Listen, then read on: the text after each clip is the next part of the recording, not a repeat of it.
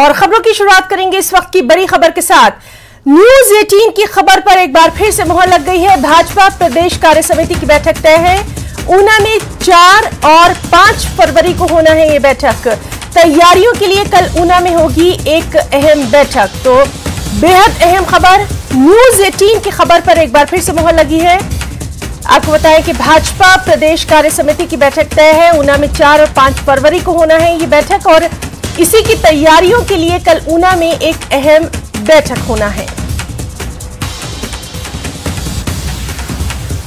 हमारे साथ मौजूद हैं हमारे सहयोगी राजेंद्र शर्मा। राजेंद्र, आपसे जानना चाहेंगे, न्यूज 18 की खबर पर एक बार फिर से मोहर लग गई है, क्या कुछ है आपके पास तफसीलात इस बैठक के ताल्लुक से? हिना, बिल्कुल न्यूज 18 ने काफी पहले खबर हमने चला दी थी कि फरवरी महीने के पहले सप्ताह में जो भाजपा की प्रदेश कार्य समिति है उसकी बैठक होनी है। दरअसल हिना, जो भाजपा का संविधान है उसके अनुसार जब राष्ट्रीय कार्य समिति की बैठक होती है उसके एक महीने के अंदर जो तो वो सभी प्रदेशों में कार्य समिति की बैठक होना तय होती है। हालांकि इसमें रिलैक्सेशन भी अब धीरे धीरे मिलती रही और करीब 1.5 महीने तक ये समय होता है। लेकिन हिमाचल प्रदेश में जिस प्रकार के हालात बने थे, अब भी 28 जनवरी को भाजपा के जो राष्ट्रीय अध्यक्ष हैं जेपी नड्डा, उनके घर में समारोह है और उसके साथ ही जो केंद्रीय स्वास्थ्य मंत्री हैं मनसुख मंडाविया, वो भी 27 और 28 जनवरी को हिमाचल प्रदेश के प्रवास पर रहेंगे। तो जो कुल समीकरण बने थे वो यही बने थे कि फरवरी के पहले सप्ताह में बैठक हो सकती है और अब ये निर्णय हुआ है कि 4 और 5 फरवरी को जो तो वो भाजपा की प्रदेश कार्य समिति की बैठक होगी और ये ऊना में होगी। दरअसल आज इसको लेकर एक वर्चुअल बैठक भाजपा के प्रदेश अध्यक्ष सुरेश कश्यप की तरफ से की गई, जिसमें सभी विधायक जो भाजपा के चुनकर आए हैं और जो शीर्ष नेतृत्व है वो प्रदेश का शामिल हुआ और उसमें ये तारीखें तय हुई और स्थान भी तय हुआ। इसके अलावा जो बैठक है, अगर इसके बारे में हम चर्चा करें तो बैठक में उम्मीद ये लगाई जा रही है और लगभग ये तय माना जा रहा है कि सुरेश कश्यप जो वर्तमान में भाजपा के प्रदेश अध्यक्ष हैं उनका कार्यकाल विस्तार होगा और लोकसभा चुनावों तक सुरेश कश्यप ही भाजपा के प्रदेश अध्यक्ष रहेंगे। ये लगभग तय माना जा रहा है। जिस प्रकार से जेपी नड्डा को राष्ट्रीय अध्यक्ष के रूप में सेवा विस्तार मिला है, कार्यकाल विस्तार मिला है, उसी प्रकार से उसी तर्ज पर सुरेश कश्यप को भी लोकसभा चुनावों तक जो है तो वो कार्यकाल विस्तार मिल सकता है, ये उम्मीद लगाई जा रही है। इसके अलावा अगर जब प्रदेश अध्यक्ष को कार्यकाल विस्तार मिलेगा तो स्वाभाविक ही है जो प्रदेश की कार्यकारिणी है उसको भी कार्यकाल विस्तार मिलेगा। तो ये बड़ा फैसला इस प्रदेश कार्य समिति की बैठक में हो सकता है। इसके अलावा अगर बात करें जो आज वर्चुअल बैठक हुई है उसमें जो केंद्रीय स्वास्थ्य परिवार कल्याण मंत्री है मनसुख मंडाविया, उनके प्रवास को लेकर भी चर्चा हुई क्योंकि 27 और 28 जनवरी को वो हिमाचल प्रदेश में आ रहे हैं। तो ये मंडी के वो दौरे पर रहेंगे और उनके प्रवास के दौरान जो कार्यक्रम रखे गए हैं, जो मंडी के काउंसलर जीत कर आए हैं, पहली बार मंडी में नगर निगम बना है और वहां पर नगर निगम चुनाव हुए, तो ऐसे में जो काउंसलर जीत कर आए हैं उनके साथ भी परिचर्चा जो तो वो केंद्रीय मंत्री की रहेगी और इसके अलावा भी जो अन्य कार्यक्रम है वो बिल्कुल राजेंद्र, तो बेहद अहम ये बैठक रहने वाली है, इस पर लगातार नजर बनी रहेगी। बहुत बहुत शुक्रिया आपका अदा करना चाहेंगे बेहद अहम जानकारी के लिए। और एक और बड़ी खबर अपने दर्शकों को दे दें, शिक्षा की गुणवत्ता सुधारने के लिए हिमाचल सरकार जल्द बड़े कदम उठाएगी और इसी को लेकर शिक्षा मंत्री ने कहा है कि खाली पड़े पदों के मामले को वो कैबिनेट में ले जाएंगे। शिक्षा मंत्री रोहित ठाकुर ने उम्मीद जताई कि कोर्ट में फंसे भर्तियों के मामलों का भी जल्द समाधान निकाल लिया जाएगा। उन्होंने कहा कि शिक्षकों के पद भरने से गुणवत्ता में सुधार होगा। इस दौरान शिक्षा मंत्री ने ट्रांसफर पॉलिसी पर जल्द काम शुरू करने की बात भी कही है ताकि शैक्षिक सत्र के बीच में अध्यापकों के तबादले पर रोक लगाई जा सके। बता दें कि प्रदेश में अभी शिक्षक वर्ग के करीब 12,000 पद खाली है। जो वर्तमान में जो हमारी ये सारी मापदंड सामने आ रही है ये उत्साहजनक रही है। मैंने अपने सेक्रेटरी एजुकेशन को भी और जो हमारे दोनों विभाग का अध्यक्ष है उनसे कहा कि इसके बारे में शीघ्र हम बैठक रखेंगे और किस तरह से इसमें कठोर कदम उठाया जाए जिसके माध्यम से हमारे आने वाले समय के लिए हमारी शिक्षा व्यवस्था में सुधार हो। रिपोर्ट आई है जिससे हमें निराशा मिली है और वर्तमान में अगर आप देखेंगे भी शिक्षा की अगर बात करें, लगभग कोई 12,000 से अधिक हमारी पोस्टें खाली पड़ी है। और विशेषकर जो तो दुर्गम क्षेत्र है, हमारे पहाड़ी क्षेत्र है, वहाँ तो अपनी समस्या स्थायी रहती है। आने वाले समय में विशेषकर हमारे दुर्गम क्षेत्रों में हमारा स्टाफ उपलब्ध हो, इस वो प्रयास किया जाएगा। शिक्षक वर्ग हमारे वर्तमान में मैं समझता हूँ उसका अभाव है। इन सब को कैसे मैं समझता हूँ समय रहते इन पदों को भरा जाए, इसके लिए प्रयास किया जाएगा। और हमारी जो कैबिनेट मीटिंग है अभी जो मैं समझता हूँ नेक्स्ट मंथ होनी है, उसमें भी मेरा प्रयास रहेगा कि जो हमारे केसेस यहाँ फाइनेंस डिपार्टमेंट में पहुंच चुके हैं उसकी स्वीकृति प्राप्त हो सके। और इस पर मजीद अपडेट लेंगे। एक बार फिर से हमारे साथ मौजूद है हमारे सहयोगी राजेंद्र शर्मा। राजेंद्र, बेहद अहम है कि शिक्षा की गुणवत्ता सुधारने के लिए हिमाचल सरकार बड़े कदम उठाएगी, क्या कुछ अहम है इसके ताल्लुक से आपसे डिटेल्स चाहेंगे। हिना, अभी हाल ही में जो असर की रिपोर्ट आई है उसमें हिमाचल प्रदेश में जो रीडेबिलिटी है स्टूडेंट्स की 14 साल से कम उम्र के बच्चों की, वो उसमें बड़ी गिरावट हुई है और देश में सबसे बड़ी गिरावट हिमाचल प्रदेश में हुई है। बिल्कुल। 5वीं कक्षा के बच्चे तीसरी कक्षा की किताब नहीं पढ़ पा रहे हैं और तीसरी कक्षा के बच्चे दूसरी कक्षा की किताब नहीं पढ़ पा रहे हैं। और ये जो प्रतिशतता है हिमाचल प्रदेश में पूरे देश में सबसे अधिक है गिरावट जो हुई है। और इसके बाद तरह तरह के सवाल उठे और शिक्षकों की भर्ती की जहां तक बात है तो पिछली सरकार में बड़ा विवादास्पद ये मुद्दा रहा। हाईकोर्ट में उसके बाद ये मुद्दा गया।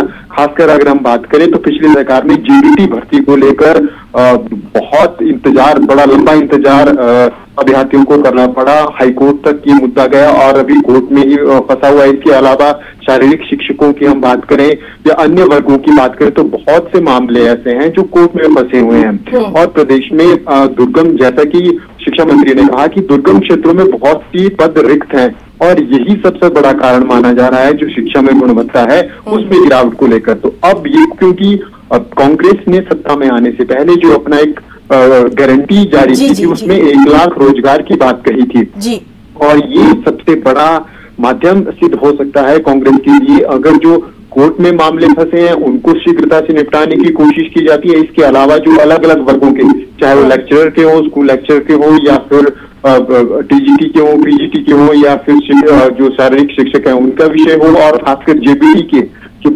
ईटीटी की भर्ती है, क्योंकि पिछली सरकार ने लंबे समय से केंद्र से फंड आया था ईटीटी के जो प्री प्राइमरी स्कूल्स हैं वहां पर टीचर्स रखने हैं, लेकिन पिछले फंड होने के बावजूद भी पूर्व की भाजपा सरकार इन अध्यापकों की नियुक्ति नहीं कर पाई थी, नियम तक तय नहीं हो पाए थे और ये भी फाइनल नहीं हो पाया था। बिल्कुल बिल्कुल राजेंद्र, तो बेहद अहम रहेगा कि शिक्षा की गुणवत्ता सुधारने के लिए कदम उठाने की यहाँ पर बात की गई है और क्या कुछ कदम उठाए जाएंगे उस पर भी लगातार नजर बनी रहेगी। बहुत बहुत शुक्रिया राजेंद्र शर्मा आपका तमाम तर जानकारी के लिए।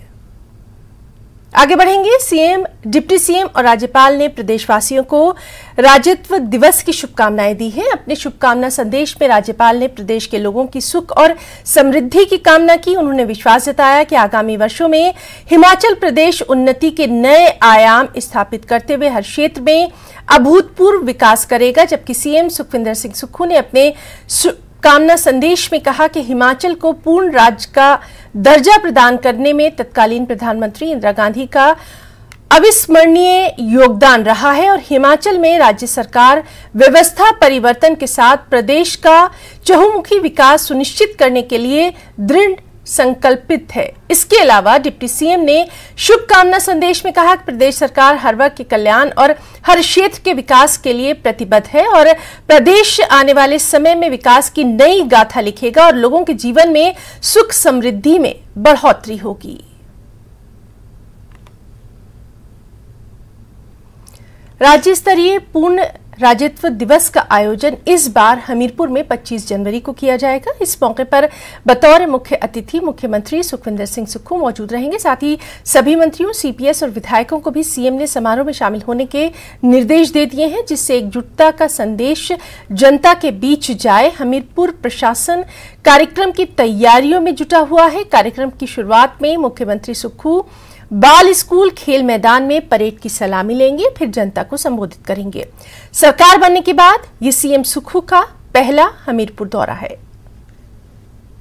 राज्य स्तरीय पूर्ण राज्यत्व दिवस इस बार हमीरपुर के बॉयज स्कूल के मैदान में 25 जनवरी को मनाया जाएगा। इस वक्त हम बॉयज स्कूल खेल मैदान में मौजूद हैं। किस तरह की रिहर्सल की जा रही, तैयारी की जा रही, पहले आपको दिखाएंगे कि किस तरह से जो राज्य स्तरीय कार्यक्रम है उसके लिए बाकायदा रिहर्सल की जा रही है। रोजाना पूरा दिन भर यहाँ पे पुलिस, होमगार्ड और एनसीसी के अलावा जो होमगार्ड की टुकड़ी है उनके द्वारा यहाँ पे रिहर्सल की जा रही है कि ताकि जो 25 जनवरी के दिन यहाँ पे कार्यक्रम होगा और मुख्यमंत्री सुखविंदर सिंह सुक्खू बतौर मुख्य अतिथि शिरकत करेंगे राज्य स्तरीय पूर्ण राज्यत्व दिवस के मौके पर, तो वो कार्यक्रम बहुत बढ़िया होना चाहिए। इसके लिए पूरी जिला प्रशासन के द्वारा एक कोशिश की जा रही है। आपको हम दिखा रहे हैं कि जो बाल स्कूल का खेल मैदान है यहाँ पे जो पूरी जो टुकड़ियाँ हैं उनके द्वारा रिहर्सल की जा रही है कि जिस दिन प्रोग्राम है उसको सफल बनाया जाए। आप देख सकते हैं कि जो खुली जीप है, जिस जीप में मुख्यमंत्री सुखविंदर सिंह सुक्खू को बिठाकर जो परेड की निरीक्षण किया जाएगा वो भी रिहर्सल सही ढंग से की जा रही है। और इसके अलावा जो बाकी जो यहाँ पे सीटिंग प्लान है उसको भी अंतिम रूप दिया जा रहा है। आप देख रहे हैं कि मेरे जो पीछे पंडाल है यहाँ पे बैठने की व्यवस्था की जाएगी। यहाँ पे सामने मुख्य अतिथि बैठेंगे, इसके साथ में जो बाकी डेलीगेट्स होंगे और जो साथ में जो टेंट लगे हैं वहाँ पे जो बाकी लोग हैं मुख्य अतिथि के अलावा जो बाहरी अगर जिलों से भी लोग यहाँ पे पहुँचेंगे, क्योंकि राज्य स्तरीय कार्यक्रम यहाँ पे किया जा रहा है। और सबसे जो बड़ी बात है कि मुख्यमंत्री सुखविंदर सिंह सुक्खू मुख्यमंत्री बनने के बाद पहली दफ़ा हमीरपुर अपने गृह जिला में पहुंचने वाले हैं, तो इसके लिए बाकायदा जिला प्रशासन पूरी तरह से तैयारियां कर रहा है कि ताकि कोई भी कमी ना रह सके। अब इंतजार है 25 जनवरी का। हमीरपुर से अपने सहयोगी अश्विनी के साथ जसवीर कुमार, न्यूज़ 18 हिमाचल। कांग्रेस अध्यक्ष और सांसद प्रतिभा सिंह ने पूर्ण राज्यत्व दिवस पर प्रदेशवासियों को शुभकामनाएं दी। एक संदेश में प्रतिभा सिंह ने कहा कि हिमाचल प्रदेश को पूर्ण राज्य का दर्जा कांग्रेस ने ही दिया था, इसलिए ये प्रदेश सदैव कांग्रेस नेताओं का आभारी रहेगा। उन्होंने ये भी कहा कि आज हिमाचल प्रदेश विकास के मामले में अग्रिम पंक्ति में शामिल है। उन्होंने उम्मीद जताई कि प्रदेश आगे भी इसी प्रकार विकास के नए आयाम स्थापित करेगा। प्रतिभा सिंह ने गणतंत्र दिवस के लिए भी प्रदेशवासियों को अग्रिम बधाई दी है। ब्रेक के बाद एक बार फिर से आपका स्वागत करते हैं। दिल्ली दौरे के दौरान सीएम सुखविंदर सिंह सुक्खू ने केंद्रीय गृह मंत्री अमित शाह से मुलाकात की। मुख्यमंत्री बनने के बाद अमित शाह से सुखविंदर सिंह सुक्खू की ये पहली शिष्टाचार मुलाकात रही जो गृह मंत्रालय में हुई। इस दौरान सीएम ने गृह मंत्री से नारकोटिक्स की समस्या पर भी बात की, जिस पर गृह मंत्री ने सीएम सुक्खू से इसको लेकर ब्लूप्रिंट लाने को कहा। मुख्यमंत्री बनने के बाद मैंने आज माननीय गृह मंत्री अमित शाह जी से बैठक की है और एक शिष्टाचार मुलाकात थी और इस मुलाकात का उन्हें हिमाचल में आने का न्योता भी दिया गया है कि आप हिमाचल आइए।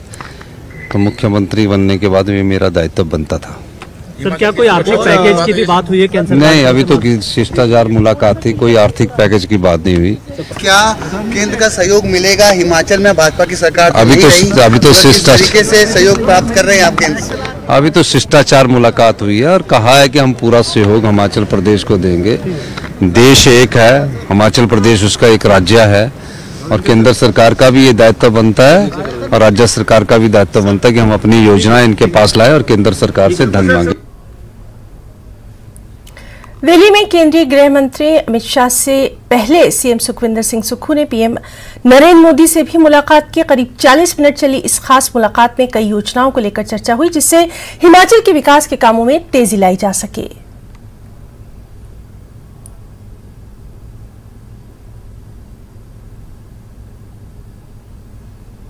पीएम मोदी से मुलाकात के बाद सीएम सुखविंदर सिंह सुक्खू से न्यूज़ 18 ने खास बातचीत की और इस शिष्टाचार मुलाकात को लेकर जानकारी ली। इस दौरान सीएम सुक्खू ने बताया कि पीएम मोदी ने भरोसा दिया है कि वो केंद्र की ओर से हिमाचल के विकास में हर संभव मदद करेंगे। वहीं उन्होंने बताया कि वो सत्ता के लिए नहीं, व्यवस्था परिवर्तन के लिए आए हैं।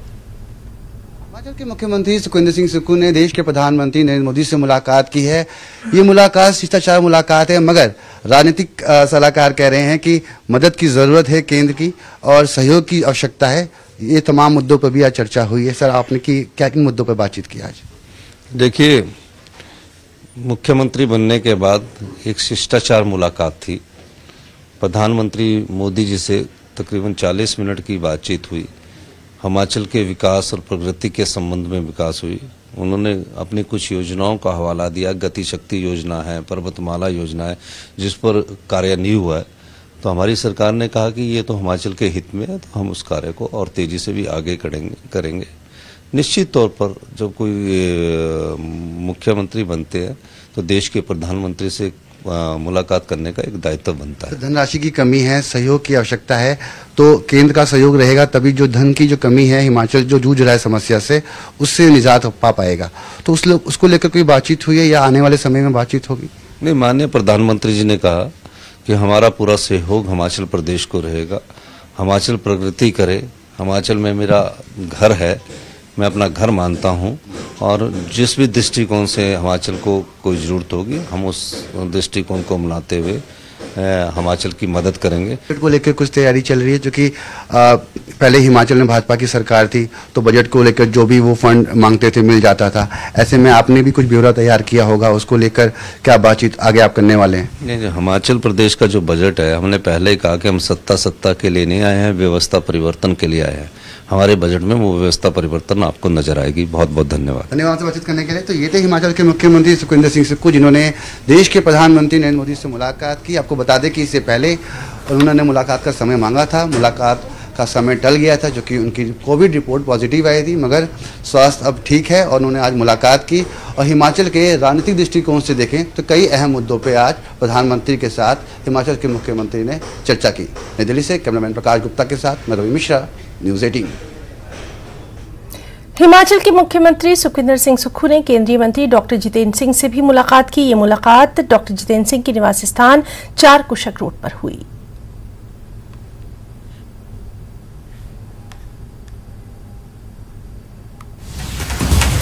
बेहद अहम खबर, पूर्व सरकार का बदला गया फैसला। सुक्खू सरकार ने फिर पलटा फैसला, नगर निगम शिमला के 7 वार्ड खत्म किए। आपको बताएं कि पूर्व सरकार ने बनाए थे 7 वार्ड शिमला में, अब 41 की जगह 34 वार्ड। तो पूर्व सरकार का फैसला जो है सुक्खू सरकार ने फिर पलटा है। नगर निगम शिमला के 7 वार्ड खत्म कर दिए गए हैं। इस तरह से शिमला में अब 41 की जगह 34 वार्ड है। तो एक और अहम खबर, अब इस पर क्या कुछ प्रतिक्रिया रहेगी उस पर भी लगातार हमारी नजर बनी रहेगी। फिलहाल ये अहम खबर, हमारे साथ इस वक्त मौजूद हैं हमारे साथी रणवीर सिंह। रणवीर, एक और फैसला बदला गया है और उम्मीद यही की जा रही है कि इस पर भी सख्त प्रतिक्रिया आएगी। क्या कुछ है डिटेल्स आपके पास अभी? जी हाँ, देखिए, ये तय माना जा रहा था जब जिस समय जो पूर्व सरकार ने पुनर्सीमांकन किया था नगर निगम शिमला का, तो उसमें जो है 7 वार्ड जो है नए बनाए गए थे। उसके बाद जो है विवाद उठा था। जो राजनीतिक दल है उन्होंने राजनीतिक आधार पर वार्ड बनाने का जो है सीधे तौर पर भाजपा को फायदा देने का आरोप इसमें लगाया था और उस पर काफी बवाल हुआ था राजनीतिक दलों ने, खासकर उस वक्त में जब विपक्ष में कांग्रेस थी और माकपा थे, और ये मामला अदालत में भी चला गया था। लेकिन अब यहाँ पर जिस तरह से राज्य सरकार ने फैसला लिया है, जो अध्यादेश की अधिसूचना है वो जारी कर दी गई है। जो MC एक्ट है 1994 का, उसमें जो है संशोधन किया गया है और संशोधन विधेयक जो है इसी बजट सत्र में लाया जाएगा और उसको जो है अब पारित किया जाएगा। अगर इस फैसले को अगर हम सीधे तौर पर देखें तो यहाँ पर अब जो MP के जो चुनाव होने थे जिन्हें लग रहा था कि अभी ये शायद मार्च में होंगे, उसके बाद अब ये शायद जो है थोड़ा टल जाए, क्योंकि परिसीमन के बाद जो विवाद खड़ा हो गया था, उसके बाद जब ये विवाद जो है थोड़ा सुलझा था, उसके बाद पूरी तरह से ये लग रहा था कि अब जो है जो नगर निगम शिमला के जो चुनाव है उनका जो रास्ता है वो साफ हो सकता है। लेकिन अब थोड़ा इसमें और समय यहाँ पर लगेगा और जिस तरह से लगातार सुक्खू सरकार ये फैसले ले रही है और इसको भी यही माना जा रहा है कि सुक्खू सरकार की दलील यही इसमें भी यही है कि राजनीतिक आधार पर जो है ये फैसले लिए गए थे और यहीं पर अगर हम शिमला की शिमला नगर निगम शिमला की बात करें, जो अदालत का रुख किया गया था वो जो है कांग्रेस की एक पार्षद थी, जिसमें 7 जो नए वार्ड बनाए गए थे उनमें जो है शांकली है, लोअर खलीली, लोअर विकास नगर, वखौर, कुसुमटी, ढिंगूदार, लोअर कृष्ण नगर को जो है बॉन्ड बनाया गया था और उसमें दलील यही दी गई थी कि जहां जहां पर जो है भाजपा को फायदा नजर आ रहा था उसी के आधार पर जो है बॉन्ड बनाए गए थे। अब उस फैसले को यहाँ पर जी बिल्कुल, तो देखना अहम रहेगा कि इस पर अब क्या कुछ प्रतिक्रिया रिएक्शंस रहते हैं, उस पर भी लगातार नजर बनी रहेगी। बहुत बहुत शुक्रिया आपका रणबीर तमाम तर जानकारी के लिए। मौसम की बात करेंगे। हिमाचल में हल्की बर्फबारी और बारिश के बाद तापमान में खासी गिरावट दर्ज की गई है। पूरे प्रदेश में सर्दी बढ़ गई है। मौसम विभाग ने पूरे प्रदेश में बारिश और बर्फबारी का येलो अलर्ट जारी कर रखा है। बता दें कि बर्फबारी की वजह से प्रदेश में अभी भी 223 सड़कें बंद हैं। इसके अलावा 20 बिजली ट्रांसफार्मर ठप पड़े हुए हैं।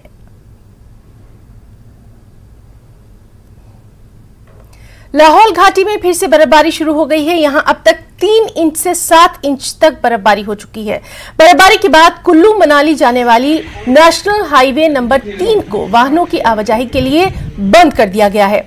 मौसम को देखते हुए जिला प्रशासन ने स्थानीय लोगों और पर्यटकों को अनावश्यक यात्रा न करने की सलाह दी है। क्या बोल रहे हो? वहीं पर्यटन नगरी मनाली सहित आसपास के क्षेत्रों में एक बार फिर मौसम ने करवट ली है। घाटी में मौसम के करवट लेते ही जहां मनाली के ऊपरी क्षेत्रों में बर्फबारी का दौर शुरू हो गया है, वहीं निचले इलाकों में हल्की हल्की बारिश भी हो रही है, जिससे तापमान में भारी गिरावट देखी जा रही है। मनाली के आसपास के क्षेत्रों में बदले मौसम के मिजाज और बर्फबारी के चलते मनाली प्रशासन ने भी अलर्ट जारी कर दिया है। सभी लोगों से खराब मौसम के दौरान ऊंचाई वाले इलाकों का रुख न करने की अपील की गई है। मनाली में पहुंच के मुझे बहुत अच्छा लग रहा है। मैं बहुत टाइम से स्नोफॉल का ही वेट हो रहा था, 2 दिन से, और आज लास्ट में मुझे स्नोफॉल देखने मिल ही गया। मेरा तो ऐसे भी मनाली में फर्स्ट विजिट है, तो मुझे तो बहुत अच्छा लग रहा है स्नोफॉल देख के, और बहुत मजा भी आया मुझे यहाँ पे। बहुत अच्छा लग रहा है। 20 तारीख को मिस कर गया, तो लगा था कि होगा कि नहीं होगा। सुबह से रिसेप्शन में सिर्फ इन्फॉर्म कर बोल रहे थे कि होगा होगा होगा। फिर टूरिस्ट सेंटर गया, उन्होंने बोला 100% चांसेस है, आप यही रुक जाइए, सोलंग वैली जाने की जरूरत नहीं है। फिर इधर बाहर आ गया होटल से। मैं कोलकाता से आया हूँ। एक्चुअली मैं आया ही हूँ मेरे बेटी के साथ ये स्नोफॉल एंजॉय करने के लिए। 20 तारीख को मिस कर गया, 21 तारीख सुबह आए, लेकिन आज पूरा दिल भर गया। अच्छी तरह एंजॉय कर रहा है। ये लाइफ टाइम एक्सपीरियंस है। मनाली सहित आसपास क्षेत्रों में एक बार फिर से मौसम ने करवट ली और मौसम के करवट लेते यहाँ पर जो है बर्फबारी का दौर भी आरंभ हो चुका है। इसमें मैं खड़ा हूँ मनाली के मॉडल पर। यह तस्वीरें आप देखते हैं किस तरह जो है मनाली के मॉडल पर जो है हल्की हल्की बर्फबारी का दौर जो है आरंभ हो चुका है। घाटी में मौसम के बदले मिजाज को देखते हुए यहाँ पर जो प्रशासन के द्वारा जो है अलर्ट यहाँ पर जो जारी किया गया और सभी पर्यटकों व स्थानीय लोगों से भी जो है खराब मौसम के दौरान जो है ऊंचाई क्षेत्रों का रुख न करने की यहाँ पर जो है अपील की गई। फिलहाल आप ये तस्वीरें देखते किस तरह जो पर्यटक मनाली के मॉल रोड पर जो है बर्फबारी का यहाँ पर लुत्फ लेते हुए नजर आ रहे हैं। अगर बात करूं मौसम विभाग की, मौसम विभाग के द्वारा आगामी 2 से 3 दिनों तक जो है घाटी में मौसम खराब रहने का यहाँ पर जो है अनुमान जताया गया है। हालांकि जिस तरह की बर्फबारी अभी मनाली सहित आसपास क्षेत्रों में हो रही है, ऐसे में इस बिगड़े मौसम को देखते हुए जो प्रशासन ने यहाँ पर जो अलर्ट जारी कर दिया और सभी वाहन चालकों को जो इसमें नेहरू कुंड से आगे जाने की अनुमति नहीं दी जा रही, क्योंकि घाटी में काफी ज्यादा बर्फबारी और मौसम विभाग की माने तो 26 जनवरी तक जो है घाटी में मौसम खराब रहने का यहाँ पर जो है अनुमान जताया गया। हालांकि अगर बात करूं अभी तो जिस तरह की बर्फबारी मनाली से आसपास क्षेत्रों में अभी इसमें हो रही है, तो ये बर्फबारी कहीं ना कहीं जो है मनाली के पर्यटन कारोबार के लिए जो काफी फायदेमंद भी मानी जा रही है। हमारे सचिन शर्मा, न्यूज़ 18 हिमाचल। चंबा के सबसे ऊंचाई वाले क्षेत्र जोत में बर्फबारी का दौर जारी है। बर्फबारी होने से चारों ओर बर्फ की सफेद चादर देखने को मिल रही है। वहीं ठंड का प्रकोप भी काफी बढ़ गया है। तापमान में काफी गिरावट दर्ज की जा रही है। यहाँ बर्फबारी ने लोगों के जनजीवन को पूरी तरह से प्रभावित किया है। जोत से चंबा को जाने वाला मार्ग भी बर्फबारी की वजह से बंद है। आने वाले 2 दिनों में भी जिले के ऊपरी क्षेत्रों में बर्फबारी की संभावना जताई जा रही है। तो अपना हिमाचल में फिलहाल इतना ही। नमस्कार।